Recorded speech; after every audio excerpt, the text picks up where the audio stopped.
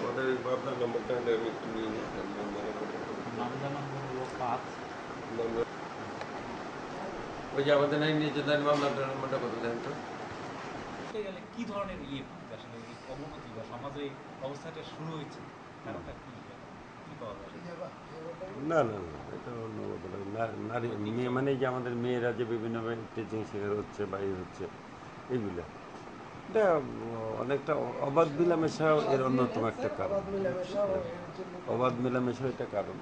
যেরকম আগে আমরা যেটা দেখতাম, নিচ্ছেন আপনি নিচ্ছেন ভাই, আগে আমরা যেটা আগে দেখতাম যে মানে সার্বিকভাবে যেটা হচ্ছে সেটা হলো যে আগে সামাজিক শাসন বা পারিবারিক শাসন যে জিনিসটা ছিল, এটা কিন্তু অনেকটাই হয়েছে, মানে শিথিল হয়ে গেছে।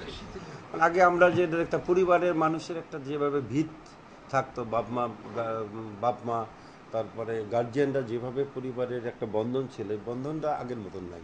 এটা আমার যেটা দৃষ্টিভঙ্গি আমি মনে করি।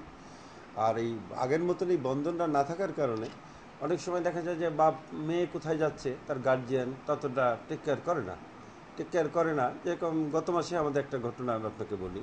সেটা হলো গত মাসে আমাদের 5 নম্বর একটা মামলা হলো, গত মাসে 5/7 একটা মামলা হলো।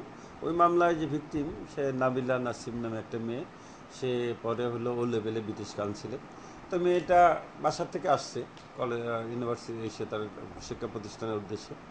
পরবর্তীতে এই মেয়েটা বাসায় ফিরে নাই, তার গার্জিয়ানও কিন্তু ব্যাপারটাকে খুবই স্বাভাবিক নিছে।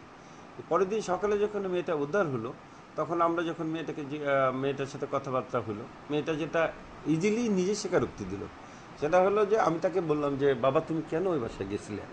তুমি রেপ হইলে ঠিক আছে, কিন্তু যেখানে তুমি রেপ হইলে সেখানে তো তুমি স্বেচ্ছায় গেছো, তো তোমার এই স্বেচ্ছায় যাওয়ার কারণটা কি?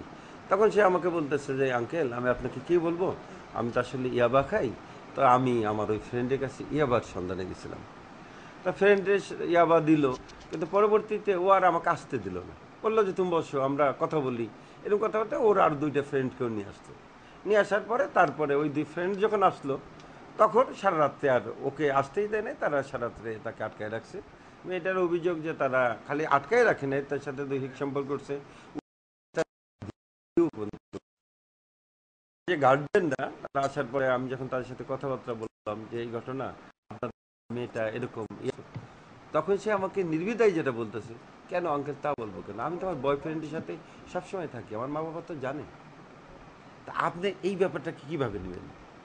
এই যে বয়ফ্রেন্ড আর আরও ব্যাপার হলো অবাক ব্যাপার, যে আমাদের ধানমন্ডি লেকে আমরা প্রায় মাঝে মাঝে হাঁটতে যাই, এবং এই যা কিছু ছেলে মেয়ে আপত্তিকর অবস্থায় থাকে, তা থাকলে পরে তখন তাদেরকে আমরা যখন শাসন করি, তখন এই ছেলে মেয়েগুলো অনেক সময় নির্বিধায় বলে যে এই তোমার সাথে এই সম্পর্ক কি, কেন বসে আসো এইভাবে জড়াজড়ি করতেছে আপত্তিকর অবস্থায়।